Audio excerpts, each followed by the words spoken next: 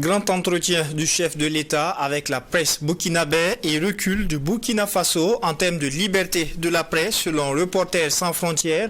Voici les grandes articulations de ce numéro, la tribune des éditos, ce grand rendez-vous de votre télévision True TV pour décrypter, analyser et parcourir l'actualité nationale et internationale à travers les commentaires et analyses des différents médias. Pour ce numéro, je suis accompagné par trois professionnels des médias. Nous avons Michel Nana, il est rédacteur en chef délégué aux éditions Le Pays. À ses côtés, nous avons Ousmane Paré, journaliste indépendant. Et enfin, nous avons Idrissa Koumbem, journaliste à la Lettre du Faso. Deuxième du genre, le chef de l'État a échangé avec la presse burkinabé au cours d'un grand entretien. Ousmane Paré, déjà, comment avez-vous apprécié cet entretien du chef de l'État? L'appréciation, c'est un peu difficile parce que ça dépend un peu de là où on se situe. Mais à suivre de près, je crois que le président avait un message à passer. C'est d'appeler tout simplement les populations à le soutenir davantage et à rester mobilisés. Et je crois que c'est ce message qu'il a passé. Parce que tout le reste, quand vous écoutez, je crois que ça ne s'inscrit pas dans une logique où il s'est bien préparé, en fait, où il y avait quelque chose à dire. Mais quand vous suivez un peu l'articulation, l'enchaînement des éléments, je crois que c'était ça l'essentiel. Parce que quand vous voyez même la manière dont la question a été posée, et en tout cas, confirme qu'en réalité, c'est un message important, c'est ce que le président avait à dire et c'est ce qu'il a dit. Et ce qui me fait dire que, en réalité, du grand entretien, on aurait pu se contenter d'une très bonne déclaration. Et le président aurait pu, au regard du contexte de la situation que nous traversons, liée notamment au drame de Karma, sortir et s'adresser à la population en peut-être reconnaissant un peu les difficultés qu'il y a, en présentant peut-être aussi des excuses à la population, même si on ne veut pas le faire jusque-là, quelles que soient les raisons, quels que soient les résultats de l'enquête plus tard, mais savoir qu'il y a une population quand même meurtrie. Pour l'instant, on parle de 136 corps. Je crois que ça valait la peine quand même que le président sorte et qu'il parle de cela à la population. Et à l'issue justement de cela, il aurait pu encore renouveler son appel à la mobilisation, au soutien. Donc pour moi, au lieu d'un grand entretien, on aurait pu tout simplement faire une déclaration à la nation et ça aurait eu plus d'effet, ça aurait plus de poids et ça aurait permis aussi au président justement de cerner un certain nombre d'éléments. Parce que autrement, quand vous suivez encore l'entretien, vous vous rendez compte que il était un peu mal à l'aise, surtout quand il s'agissait donc d'évoquer la question de Karma et il fuyait un peu le regard même des journalistes. Donc ce qui mettait même en tant que téléspectateur, ça met beaucoup mal à l'aise. Donc comme mettre le président dans cette situation. L'autre élément rapidement peut-être qu'on peut soulever, c'est que quand on n'a pas assez d'éléments pour parler de quelque chose, il y a eu beaucoup d'autres personnes qui en ont parlé et vous avez vu que toute la semaine il y a eu quand même une sorte d'activisme de la part donc du gouvernement. On aurait pu épargner le chef de l'État de cet exercice, étant donné que tout ce qui est dit aujourd'hui, demain ça peut ressortir. Donc les gens parlent de plus en plus donc de la VAR. Donc on aurait pu permettre quand même au président de faire une très bonne déclaration, de s'adresser à la population en omettant sciemment de dire certaines choses, en insistant sur ce sur quoi il veut insister, au lieu de mettre justement dans cet entretien et qui personnellement en tout cas me laisse beaucoup perplexe. D'accord. Alors Idriss Koumbem, est-ce que vous êtes d'avis avec Ousmane Paré par rapport à ce grand entretien? Est-ce qu'on aurait pu se passer et procéder à un discours classique?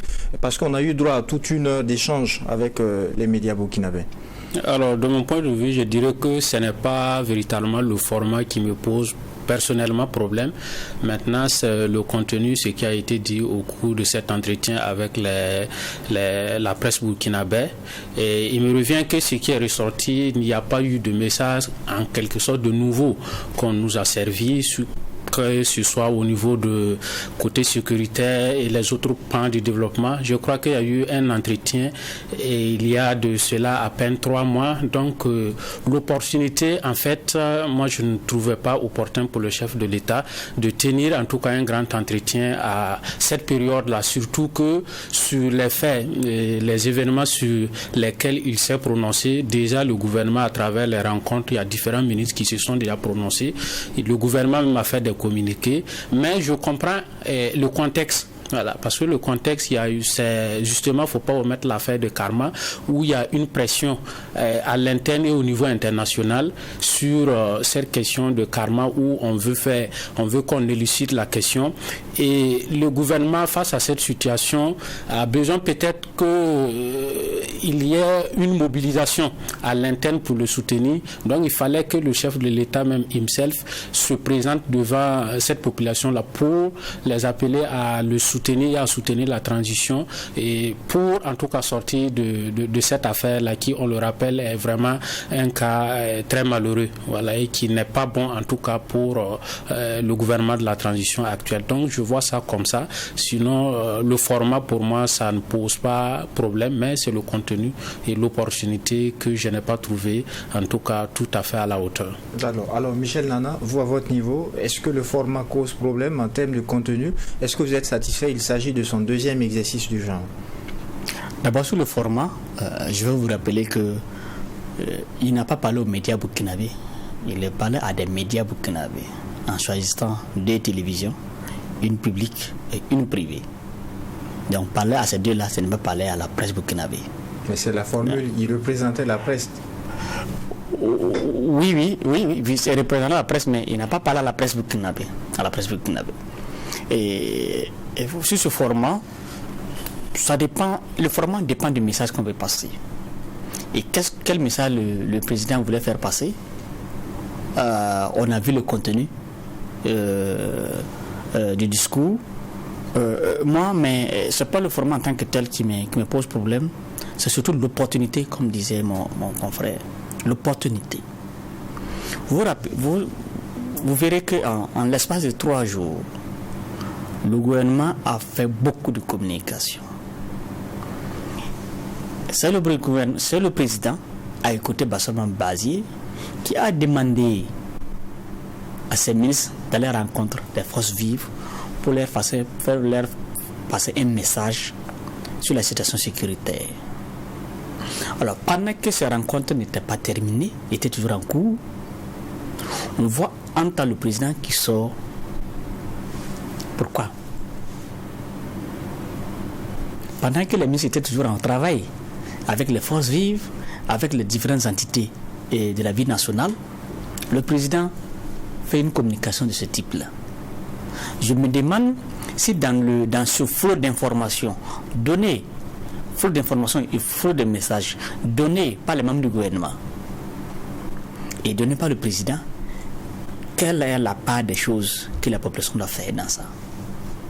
Qu'est-ce qu'on va considérer? C'est que le président a dit, c'est que le gouvernement a dit, comment on va digérer toute cette masse d'informations, toute cette masse de messages que le président et les membres du gouvernement ont donné en l'espace de quelques temps. Autrement dit, la sortie est inopportune selon vous? Je ne veux pas dire que c'est opportune, je comprends. Parce que depuis la mobilisation générale, le président n'a rien dit. Beaucoup lui demandent de sortir dire quelque chose à la population par rapport à cette mobilisation générale. Jusqu'à présent, n'a rien dit. Jusqu'à ce que le drame de Karma arrive. C'était le 20. Et je crois que le gouvernement a tenu à avoir la tête froide pour aller à la SNC, montrer que le Burkina Faso est toujours là à travers cette manifestation culturelle. Alors, une fois l'événement de Bobo passé, je parle de la cérémonie d'ouverture, le gouvernement revient, mais en temps aussi, il y a cette pression au niveau interne et externe sur les questions de karma. Et ce n'est pas seulement karma. Il y a eu, en l'espace de quelques temps, il y a eu des attaques un peu partout dans le pays, des attaques d'envergure où on a perdu des hommes. Donc, moi je comprends que dans ce contexte-là, que le président sorte dire un mot. Mais que ce mot-là soit noyé dans un ensemble, dans un flot de messages donnés en même temps par les membres du gouvernement, mandatés par le président lui-même, je trouve que c'est... je ne veux pas dire que c'est inopportun, mais on pouvait décaler cette intervention du président. D'accord. Alors pour entrer dans le fond de l'entretien, Idrissa Koumbem, on se souvient que sur le plan sécuritaire, le président disait en février que la guerre n'avait pas encore commencé. Cette fois-ci, il parle d'une introduction de la guerre. Qu'est-ce que vous en pensez? Je crois que une introduction à cette étape-là, c'est vraiment, je ne sais pas quoi dire, mais on aurait pu quand même, si réellement l'introduction de la guerre allait un peu plus vite, d'autant plus qu'en septembre, lorsque le gouvernement arrivait, on s'était donné, en tout cas comme objectif principal, de faire la guerre.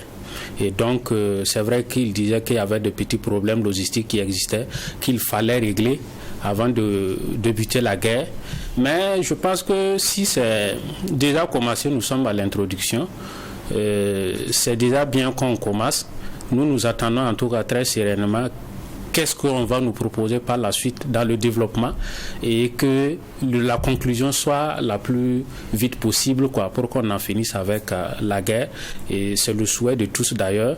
Sinon, 8 mois après, si nous sommes à l'introduction, ça amène à poser véritablement la question sur la durée de ce qu'on va prendre pour en tout cas conclure la guerre. Alors, Ousmane Paré, le président parle cette fois-ci d'une introduction de la guerre.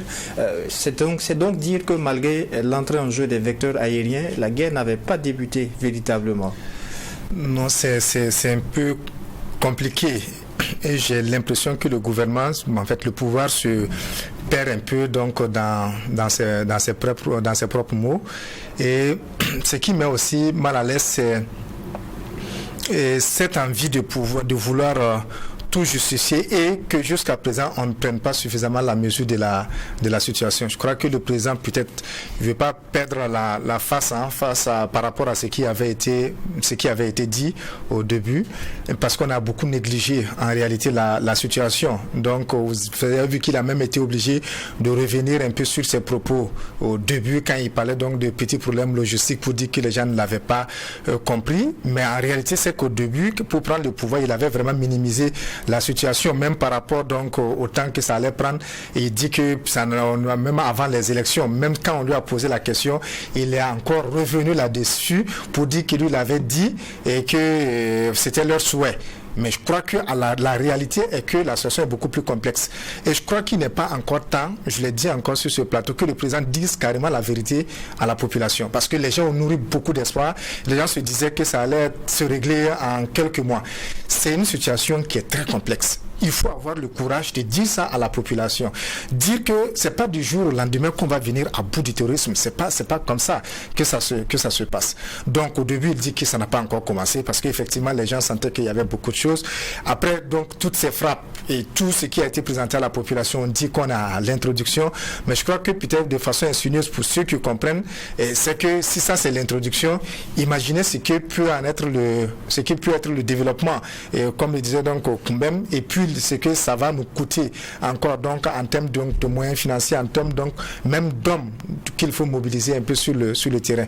Pour moi, il fallait vraiment, c'était l'occasion de ce qu'il fallait saisir pour dire clairement aux gens que on avait minimisé la situation, mais c'est beaucoup plus compliqué qu'on le pensait.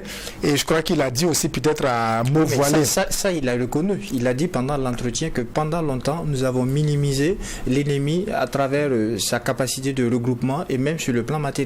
Il l'a dit. Oui, mais c'est ça que je dis. Quand on dit on n'est qu'à l'introduction au fond, qu'est-ce qu'on veut faire comprendre justement à la population? Mais c'est aussi de dire ce que ça va coûter concrètement aux gens. Parce que jusqu'à présent, les gens ne mesurent pas en réalité que ça va encore nous coûter beaucoup plus cher, ça va nous coûter aussi en temps, etc., etc. Donc pour moi, c'est d'aller vraiment ouvertement face à ces questions et de les dire clairement à la population. Parce que quand on est à l'introduction, oui, ça peut paraître comme un jeu de mots, sans que les gens ne cernent, surtout aux gens à qui ils s'adressent, sans que les gens ne cernent au fond, en réalité, ce que ça va demander donc de part et d'autre. Donc c'est à ces précisions, je crois qu'il fallait revenir. C'est pour ça que je dis, on n'avait pas besoin justement de ce plateau-là pour se perdre dans des mots, et finalement les gens ne vont pas comprendre au fond ce qui va se passer. Donc on est à l'introduction, on s'attend encore qu'il y ait beaucoup plus de moyens donc matériels qui soient mobilisés, mais l'aspect aussi sur lequel il faudrait insister, c'est la question des hommes justement qu'il faudra mobiliser sur le terrain. C'est vrai qu'il a parlé des VDP, mais il y a aussi les forces de défense et de sécurité, les militaires, les policiers, les gendarmes et autres qui sont mobilisés mobilisés pour cette question. Et ça m'amène à réagir rapidement sur la stratégie de façon globale. Il dit qu'on va combattre. Donc, est-ce qu'à un certain moment, il ne faudrait pas aussi interroger la stratégie? Parce qu'il dit que les gens critiquent, les gens ne proposent pas. Par contre, il y a eu beaucoup de propositions justement dans ce sens. Est-ce que le tout militaire va nous sortir justement de la crise? Je crois que c'est la question à laquelle il va falloir à un certain moment répondre, ou de dire peut-être qu'on est à l'introduction, on n'a pas encore commencé la guerre, etc. Mais concrètement, est-ce que le tout militaire va nous permettre justement de sortir Est-ce que là aussi il n'a pas répondu quand il dit qu'au-delà de la guerre, il y a le développement aussi enclenché? Il a parlé du développement infrastructurel, il a parlé des routes.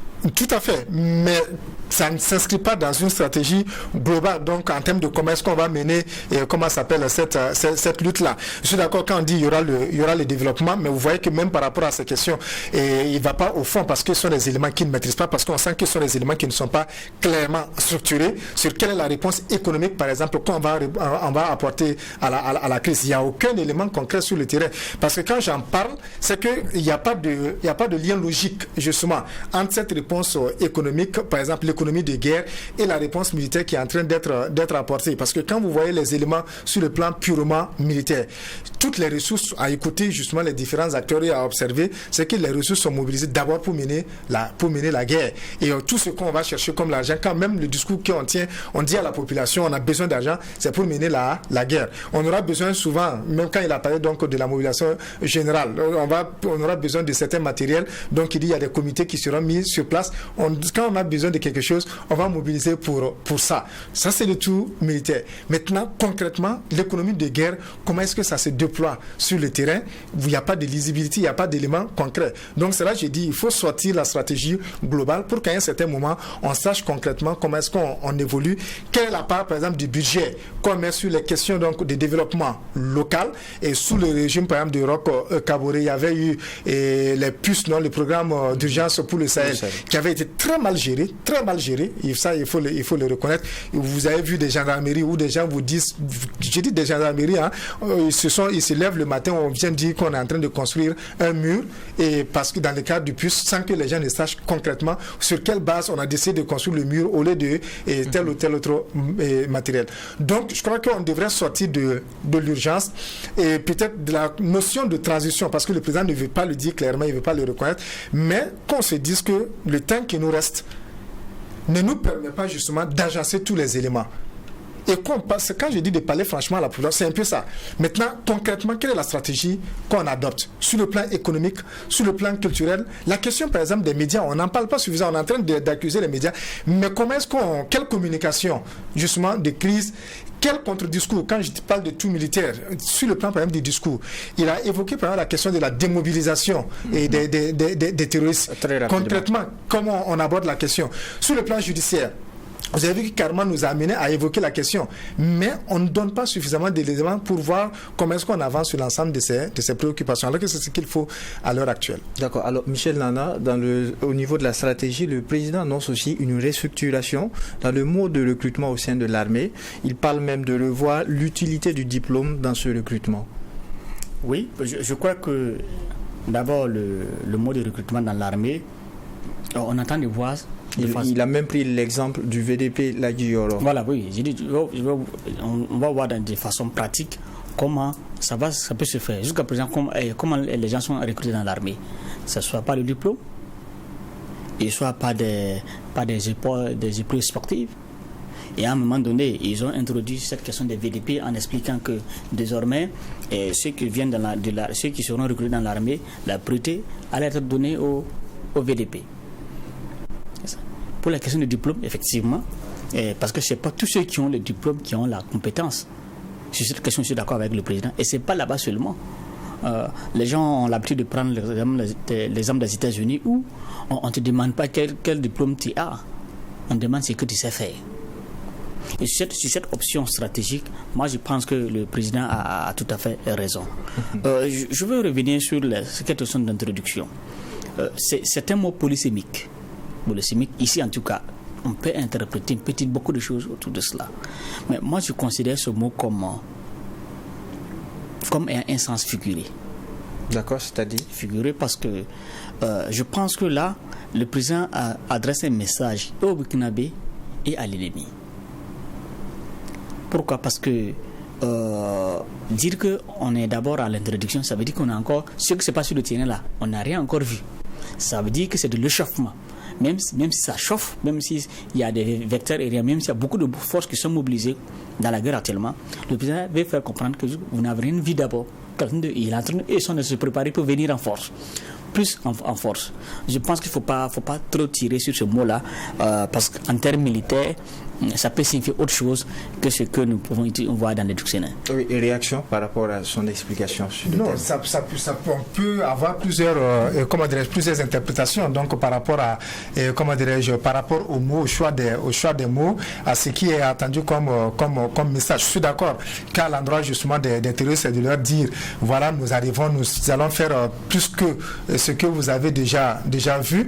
Autrement aussi, c'est de leur dire bon, préparez-vous, parce que ça peut être perçu aussi dans ce sens pour dire que quelle que soit l'interprétation qu'on aura, je crois que le plus important, c'est qu'on soit suffisamment fort pour affronter la situation, que mentalement aussi on puisse préparer les populations, en fait les différents acteurs, et à accepter les sacrifices qui seront qui seront consentis. Pour moi, c'est ça le plus important. Alors, voilà, s'il vous plaît, par rapport au diplôme dans l'armée, je veux qu'on fasse référence tout de suite à une note qui est sortie juste il y a une semaine de cela.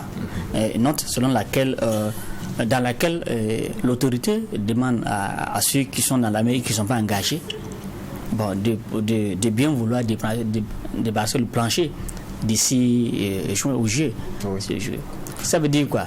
Ça veut dire que nous avons une armée où il y a un esprit de fonctionnariat, un esprit d'emploi. Bon, on est dans l'armée pour se faire payer. Or, quand je vois l'engagement du président, et je crois que c'est avoir une armée où le degré de patriotisme prend l'ascendant du moins sur le diplôme. On va plus aller dans l'armée pour qu'une question d'argent. On ne va plus aller dans l'armée parce qu'on a un diplôme. On va aller dans l'armée parce qu'on a l'amour de la patrie. On a le patriotisme nécessaire pour pouvoir défendre le Burkina Faso. Je crois que c'est ce message-là que le président veut faire passer. Alors, Idrissa Koumbem, il a aussi été question d'une violation de l'espace aérien du Burkina. Le président a même pris l'exemple de l'attaque de Ougarou, où les soldats avaient été survolés à plusieurs reprises par des aéronefs. N'est-ce pas assez grave? C'est assez très grave. Si l'espace aérien a été, en tout cas, violent en quelque sorte. Je crois que l'information avait déjà été donnée par le ministre en charge de la fonction publique, M. Bassorma Badié, lors de la rencontre qu'il a eue avec les chefs coutumiers, où il disait qu'ils avaient les preuves. Et à certains, le président a reconnu également ce fait, et il a même signifié qu'il y a certains aussi qui se sont excusés pour des opérations et autres.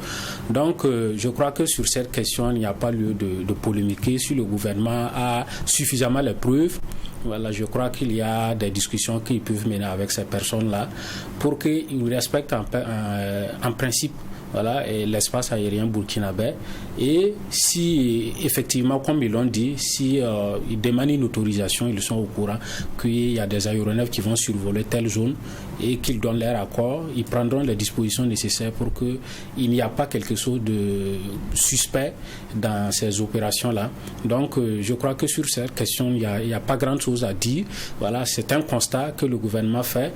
Maintenant, de saisir, de continuer le débat avec ces personnes qui violent en tout cas l'espace aérien pour trouver en tout cas la meilleure formule pour qu'il n'y ait pas d'incident sur les opérations. D'accord. Alors, oui. Oui, c'est une information très grave. Parce que, si je comprends votre question, c'est qu'avant que les soldats ne soient attaqués au sol, il y a eu survol de l'espace aérien. Voilà, c'est de la part de qui? Est-ce les terroristes qui ont ces moyens aériens pour survoler? Ou bien c'est d'autres pays qui survolent notre territoire en survolant de façon précise les soldats là avant l'attaque? Je crois qu'il y a des précisions qu'il faut avoir. Ce sont des terroristes qui ont ces moyens aériens. Et je crois que ça, le traitement de la chose devient autre. Mais si c'est aussi d'autres pays qui survolent notre territoire, et que quand on regarde l'information telle que c'est donné là, ça veut dire que ce survol-là préparait l'attaque contre nos soldats. À Ougarou, là, moi je pense que si l'information est avérée dans ce contexte précis, et si l'attaque a eu lieu avec cette préparation aérienne de l'assaut, je pense que c'est très grave pour nous. Et je ne crois pas que on ne peut pas avoir l'exactitude de l'information, mais en tout cas, si c'est avéré, je pense que c'est très condamnable et que nous devrons ouvrir davantage l'œil. Alors, la violation de l'espace aérien du Burkina avant l'attaque de Ougarou, est-ce que ce n'était pas suffisamment grave selon vous également? Mais j'avoue que moi j'ai sursauté. Et encore plus d'entendre le président pratiquement banaliser la question. Est-ce qu'il a banalisé? C'est pas qu'est-ce qu'il a dit concrètement quand il a évoqué. Parce qu'on a parlé de complot international. Il dit que les personnes concernées ont été avisées. Ce n'est pas une seule fois. À chaque fois, ils ont essayé justement d'interpeller. Qui se trouve que dans le contexte, il y a dans des pays voisins ou bien des gens qui collaborent avec certains pays voisins dans la lutte contre le terrorisme, il leur arrive justement de survoler l'espace aérien. Donc quand ils les ont interpellés, ils ont reconnu et ils se sont excusés.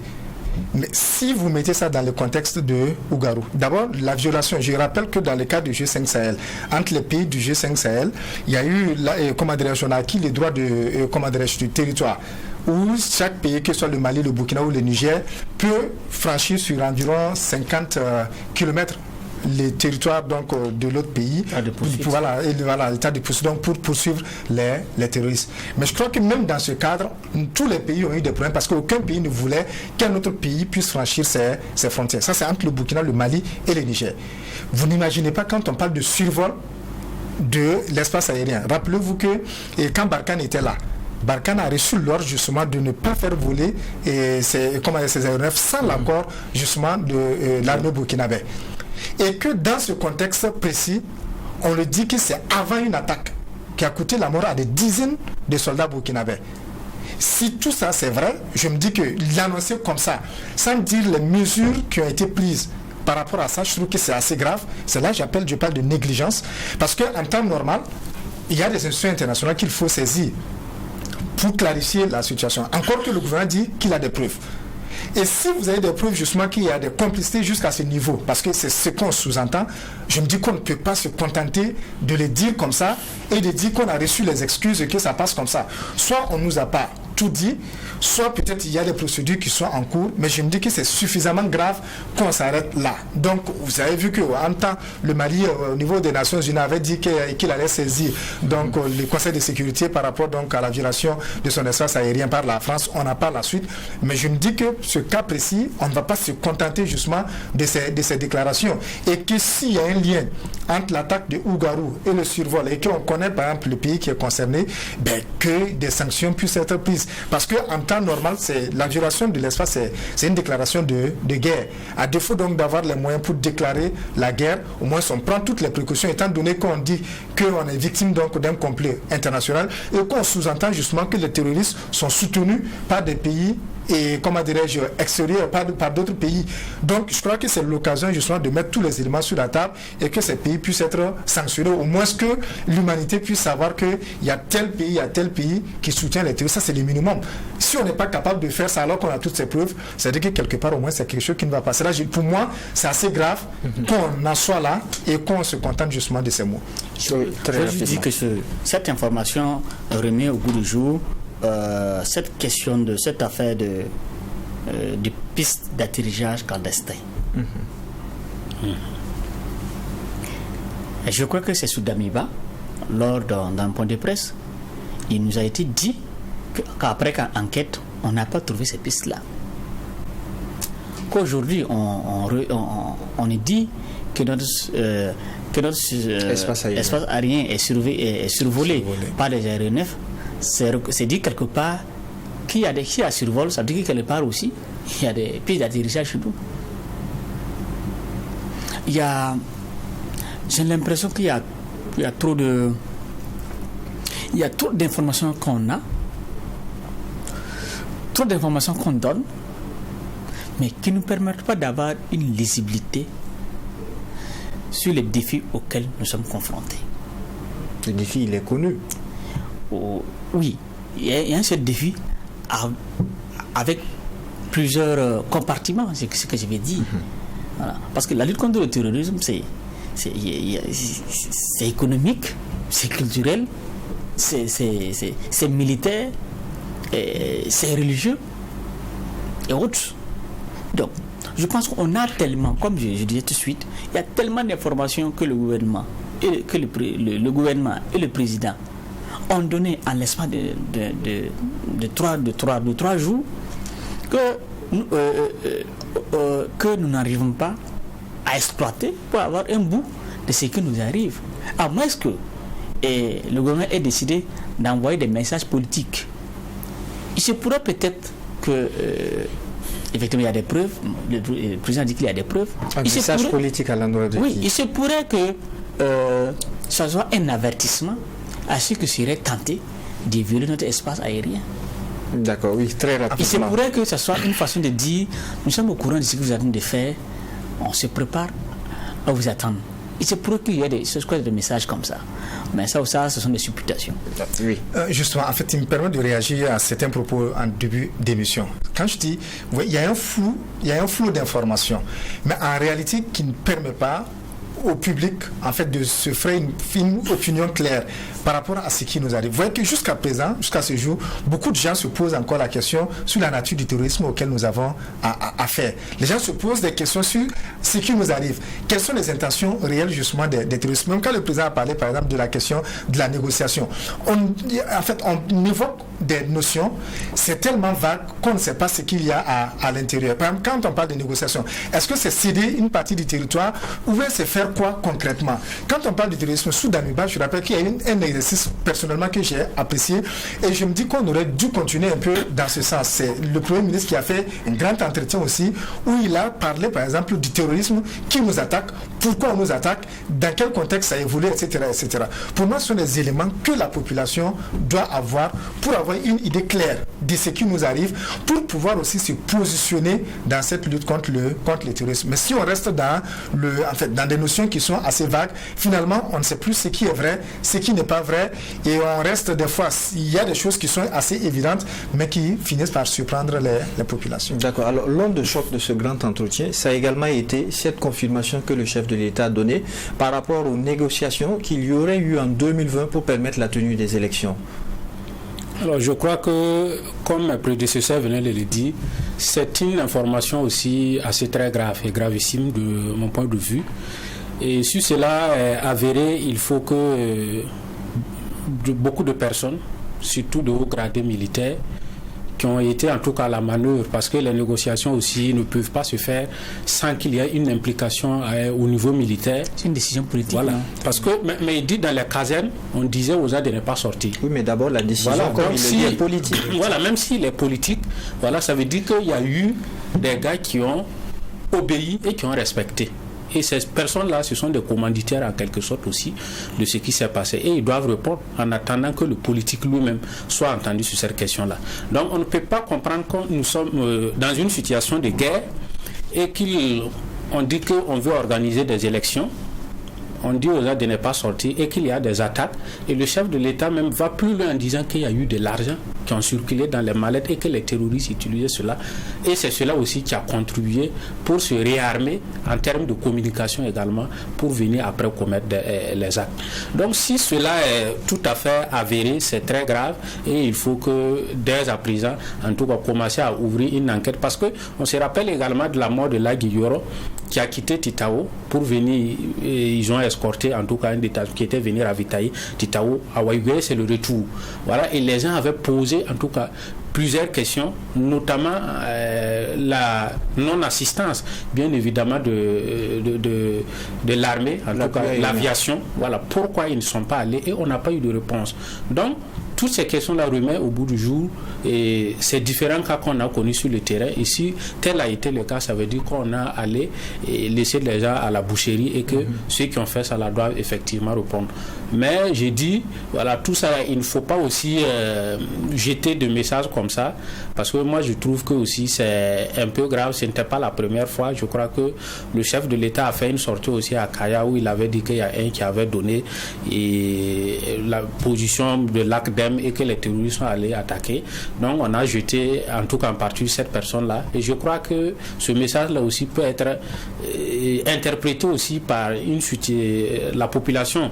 Parce que si on dit qu'on a négocié et que du fait que vous avez accepté, il y a eu des personnes qui sont mortes, véritablement les gens ne vont pas gober cela. Donc ça peut exposer aussi, voilà, et surtout qu'on ne sait pas, il n'a pas dit qui a fait, mais dans le contexte qui a mené de bout en bout ces opérations de négociation, mais en tout cas c'était le pouvoir de MPP qui était au pouvoir, donc c'est eux véritablement qu'on indexe a priori dans cette affaire-là. Alors Ousmane Paré, le chef de l'État lui-même qui le dit, c'est confirmé, il y a eu une négociation pour permettre la tenue des élections. Finalement, on se perd dans cette lutte-là. Non, pourtant, ce n'est pas une surprise. Moi, c'est la partie qui m'a plu, que le chef de l'État ait eu le courage de le dire. En son temps, on en a parlé. Moi, je sais que sur des plateaux, j'en ai parlé. En son temps, il n'y a pas ce que les gens n'ont pas dit. Et je profite, c'est pas dans mes habitudes, saluer aussi quelqu'un comme Mahmoud Sawadogo, qui en son temps, le spécialiste des questions terroristes, s'est battu par rapport à ça, parce qu'il disait que ça ne répondait à aucune logique. Et il avait justement des éléments par rapport à ça, et c'était ahurissant. Et le président, il y avait des détails qu'on n'avait pas, que le président donne justement ce qui s'est passé concrètement dans les camps, qu'on ait jusqu'à empêcher justement des soldats de sortir mener des opérations, parce que justement il y a eu des négociations. Et effectivement, les informations qu'on avait en son temps, c'est qu'il y avait de l'argent, c'est beaucoup d'argent qui a circulé, et il n'y a pas que les terroristes qui ont eu, les intermédiaires ont eu. Donc c'est là des fois quand on dit qu'on ne sait pas, même quand au niveau de l'armée on dit on ne sait pas qui nous attaque, on va négocier pourquoi, mais il y a des responsables de l'armée justement qui sont en contact. Et je crois que Damiba l'a reconnu, Damiba est négociateur, son statut au niveau de l'armée. Il y a beaucoup qui discutent avec, on sait qui nous attaque, on sait pourquoi on est attaqué. C'est là je dis ce sont les éléments souvent qu'il faut poser sur la table. Maintenant, ce qui me choque, c'est que ça passe inaperçu. Qu'est-ce que lui en tant que chef de l'État il le fait? Ou bien on va attendre finir la guerre avant de le faire, ou bien au niveau des orations de la société civile, notamment que ce soit les MBDHP ou d'autres structures. Pour moi, comme le disait Koumbem, ça vaut le coup justement qu'on puisse poser plainte. Et je ne sais pas comment ça va se passer, mais qu'on puisse avoir suffisamment d'éléments et sanctionner s'il le faut les personnes qui sont responsables justement de cette situation. Parce que ce n'est pas la première fois. Chaque fois, quand on dit qu'il y a des attaques, il faut en parler, il faut situer les responsabilités. Il vous souviendra que l'une des premières grandes attaques contre les camps militaires, l'attaque de Nassumbu. L'attaque de Nassumbu, quand les gens vous font les témoignages, on vous dit que les terroristes étaient en face du camp pendant plusieurs jours. Et que les éléments ont reçu l'ordre, par exemple, de ne pas intervenir. Jusqu'à ce que ces terroristes profitent justement de leur faiblesse et en fin de nuit, les attaques, et puis on a le bilan qu'on a. Et jusqu'à présent, personne n'a été inquiété pour ça. Donc c'est là que je dis que par rapport à la situation sécuritaire, il est important justement de laisser chaque acteur faire son travail. C'est pas pour empêcher quelqu'un d'avancer, mais si chacun fait son travail, les organisations de défense donc des droits humains, les journalistes, tous les chercheurs qui recueillent des informations, qui les mettent sur la place publique pour que les gens puissent en discuter. C'est là aussi il est important au niveau de l'opinion, des opinions, que les gens puissent se détacher un peu de leur proximité, de leur acquaintance avec les régimes. Si les gens avaient écouté ce que des journalistes, ce que des chercheurs avaient dit sur le Kaboré, j'avoue qu'on ne serait pas dans cette situation. Parce que les gens avaient tous les éléments qui montraient que les signaux n'étaient pas du tout bons, qu'on n'allait pas dans la bonne direction. Les gens n'ont pas écouté. Sous Damiba, c'était pratiquement la même chose.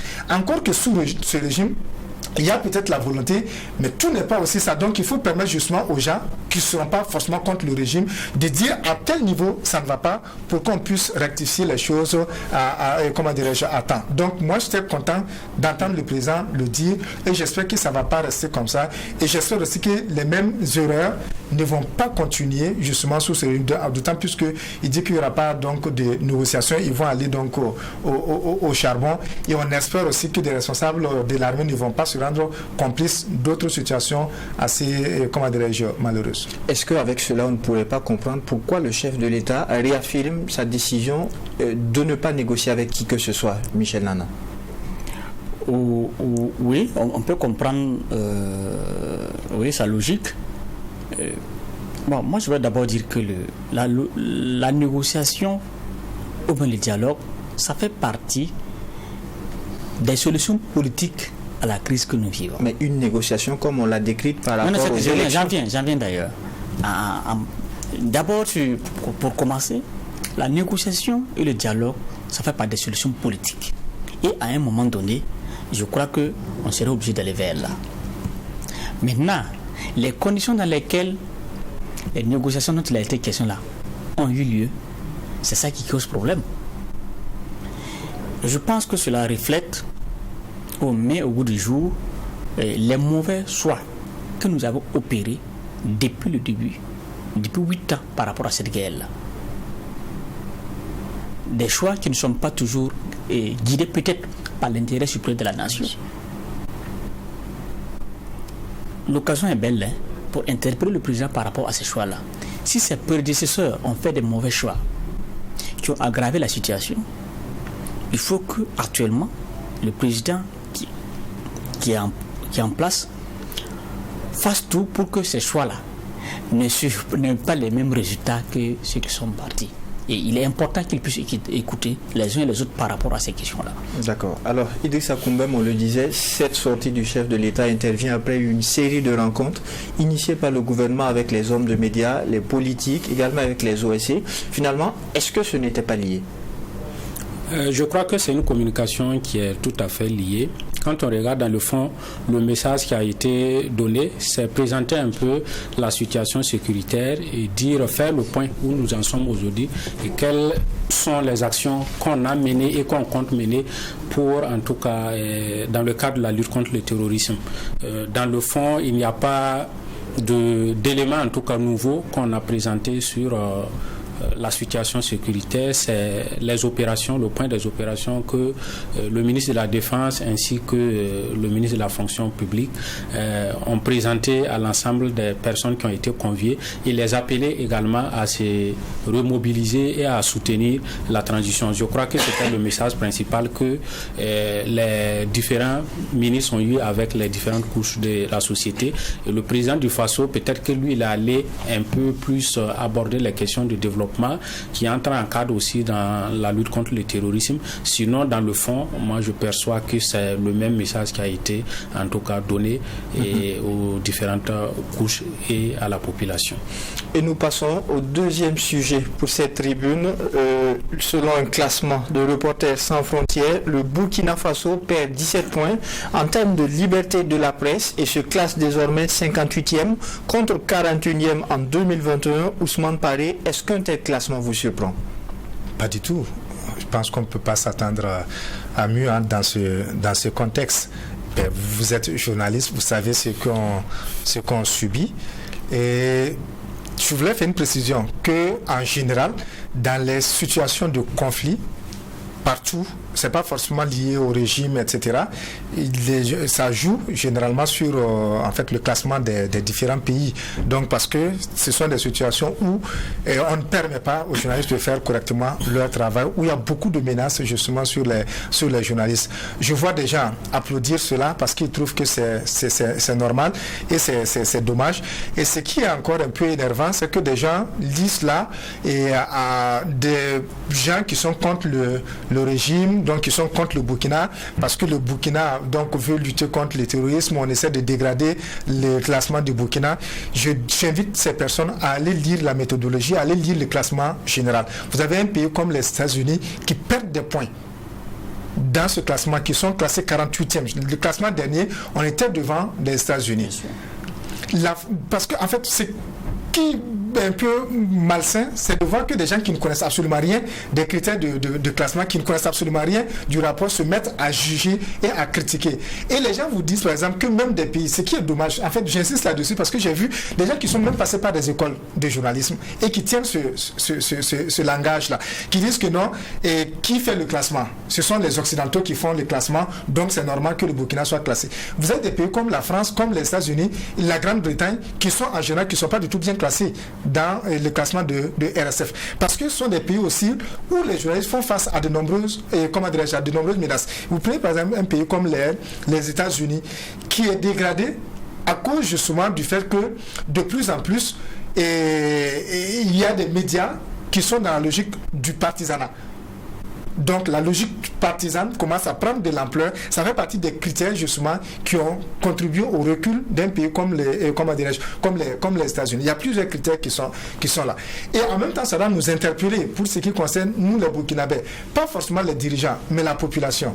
Parce que quand il y a problème avec la liberté de presse, aujourd'hui on peut applaudir parce qu'on soutient le régime. Mais c'est que demain, ça peut se retourner justement contre vous. Ce qu'on demande, ce n'est pas du libertinage. C'est de permettre tout simplement aux journalistes de mener leur travail selon les règles qui existent. De ne pas prendre des lois qui empêchent justement les journalistes de faire leur travail et de ne pas dire aussi, bon, parce qu'on est journaliste, on peut tout dire. Le journaliste, il sait ce qu'il doit dire, il sait ce qu'il ne doit pas dire. On dit seulement de ne pas les menacer et qu'ils, s'ils enfreignent, par exemple, les lois, de les attraire peut-être en justice. D'aucuns vous diront que nous sommes dans un contexte de guerre. Mais on est tout à fait d'accord. Et dans le contexte de guerre, le journalisme aussi sait s'appliquer. Est-ce que vous pensez que les journalistes continuent justement de faire leur travail comme ils le faisaient avant? Je ne le pense pas. Vous avez beaucoup d'éléments, comment dirais-je, en la matière. Donc, en contexte de guerre, le journaliste s'adapte. Mais ce n'est pas parce qu'on est en guerre qu'il faut tuer le journaliste. Ce n'est pas parce qu'on est en guerre qu'il faut menacer justement le journaliste. Ce n'est pas parce qu'on est en guerre qu'il faut dire au journaliste justement de se taire. Laissez-le faire son travail. C'est dans ça que nous avons tous intérêt. Si sous Roch Kaboré on avait écouté les journalistes, on ne serait pas là. J'insiste là-dessus. Si sous Damiba on avait écouté les journalistes, on ne serait pas là. On peut éviter des coups d'État, on peut éviter des crises, à condition tout simplement qu'on laisse les gens s'exprimer et sans que justement la liberté ne soit synonyme de libertinage. Alors ce classement coïncide avec la journée mondiale de la liberté de la presse. Au niveau des éditions Le Pays, on estime à travers un édito qu'il s'agit d'un sale temps pour les médias. Bien sûr, un sale temps pour les médias, notamment dans les pays en crise, le Burkina Faso, le Mali notamment. Et c'est tout à fait normal parce que en contexte de guerre, il y a des décisions qu'on prend. Chez nous, la dernière, c'est la mise en garde et la mobilisation générale avec les conséquences que cela engendre sur le travail des médias. Ça le temps parce que les groupes armés et l'activisme des groupes armés ne permet pas aux médias de faire leur travail. L'accès à l'information de la population devient difficile. Donc, c'est vraiment un sale temps et pour les médias et surtout dans un contexte où au sein des opinions publiques il y a un décalage entre les médias, une démarcation entre les médias et ces opinions publiques-là qui accusent, notamment au Burkina Faso, qui accusent les médias et les journalistes de ne pas faire de ne pas soutenir assez les régimes qui sont en place, de ne pas faire de la propagande au profit des régimes. Donc, tout le monde est jugé, tous les médias sont jugés et condamnés. Aujourd'hui, vous verrez qu'il y a des fake news, des montages, des fake news qu'on monte à l'encontre des médias, à l'encontre des journalistes, même chez nous au Burkina Faso ici surtout. Il y a des laboratoires de fabrication, des officines de fabrication de fausses nouvelles, de déstabilisation même du métier des médias. Et notre titre reflète effectivement ce contexte-là. D'accord. Alors, Idrissa Koumbem, sur cette question de liberté de la presse, le chef de l'État a affirmé au cours de son grand entretien qu'on ne peut pas laisser le libertinage parce que nous sommes en guerre. Alors, ma question, est-ce que le contexte de guerre pourrait justifier justement ce classement du Burkina Faso en termes de liberté de la presse, selon vous? On ne peut pas, d'abord, la question de deux volets, on ne peut pas laisser le libertinage. Effectivement, c'est juste, on ne peut pas le laisser le libertinage. Mais c'est quoi le libertinage? Maintenant, si ce sont les voix un peu dissonantes, discordantes, qu'on appelle libertinage, ça aussi, ce n'est pas juste. Voilà, ce n'est pas parce qu'on est contre la transition, on est contre qui que ce soit, que lorsqu'on pose des questions, on pose des actions, en tant que citoyen, en tant que journaliste, les gens peuvent avoir un mot à dire sur la gestion. Et si c'est ça et que les gens arrivent à passer des opinions qui ne sont pas forcément celles des dirigeants, c'est cela qu'on qualifie de libertinage. Moi, je trouve que ce n'est pas du tout... ça ne réconforte pas les gens dans leur position, voilà, de faire convenablement le travail. Maintenant, pour revenir sur la question du classement et la situation de la guerre, moi je dirais que c'est un peu... et ça fait partie. Mais il faut savoir que nous sommes déjà dans un régime militaire, un coup d'État. Même si on n'est pas en situation de guerre, lorsque vous avez un coup d'État, on cherche... la première chose à faire, c'est un peu embrigader la presse. Voilà, ça, peu importe le régime qui est arrivé par les coups d'État militaires, c'est comme ça d'abord. Ah bon? Et la situation, oui, la situation s'est plus aggravée chez nous parce que nous sommes dans une situation de guerre aussi où on estime qu'il faut restreindre un certain nombre de libertés. Donc ça veut dire qu'il y a deux contextes. Il y a la situation du coup d'État qui est là et il y a la situation de la guerre qui est là. Et ce classement-là, et il faut se dire que c'est à partir, je crois que c'était mars 2021 à mars 2022. Ça veut dire que avec les éléments que nous avons connus, les menaces des journalistes, je crois que le rapport du centre de presse fait cas de plus d'une vingtaine de journalistes qui ont confié qu'ils ont été menacés. Donc, et il faut s'attendre que pour l'année 2023, là, on peut perdre qu'en tout cas, moi, je m'attends à 30 points, 40 points même. Voilà. Et au niveau national également, on remarque que, bon, on a dégringolé. On était à 2,25, je crois, non, 2,25 l'année dernière, et cette année, on est venu à 2,21. Donc, ça montre également que, en termes de liberté d'expression, il y a beaucoup de choses à refaire. Et je crois que, comme le doyen Paré venait de le dire, il faut laisser les gens travailler un peu librement, en fonction bien sûr des règles de leur profession, et c'est en cela qu'on pourra ensemble trouver les solutions et les voies d'issue pour juguler cette crise-là qui vraiment, en tout cas, cause beaucoup de difficultés. Je ne crois pas que les journalistes aussi, voilà, ils sont contents que la situation s'aggrave parce que ce sont les premières victimes, voilà, sinon des boucs émissaires, parce qu'en réalité, ils font leur travail, mais on trouve que c'est eux qui ne font pas assez suffisamment pour qu'on n'en finisse pas avec la situation. Donc c'est pour dire que les journalistes même sont en tout cas contents et engagés pour qu'on finisse avec cette situation-là. D'accord. Alors, oui, très rapidement. En termes de concept, moi je conseillerais à nos autorités de faire attention dans l'usage des concepts. Quel est le lien entre le libertinage et la liberté de presse? Si aujourd'hui une autorité fait le lien entre le libertinage et la liberté de presse, ça veut dire qu'elle jette en pâture toute la corporation. Non. La liberté de presse, ce n'est pas le libertinage. Et si on ne fait pas la différence entre les concepts, on peut créer des situations ingérables. Et je pense que depuis plusieurs mois, on a mal utilisé les concepts, on a mal utilisé les mots, et ça a créé une tension inutile entre les médias et les autorités, entre les médias et une certaine opinion. Je pense qu'il faut sortir de cette logique-là, et j'ai conseillé d'utiliser les concepts, de faire la part des choses entre les concepts. Le libertinage, et dans un média, ça c'est un souci.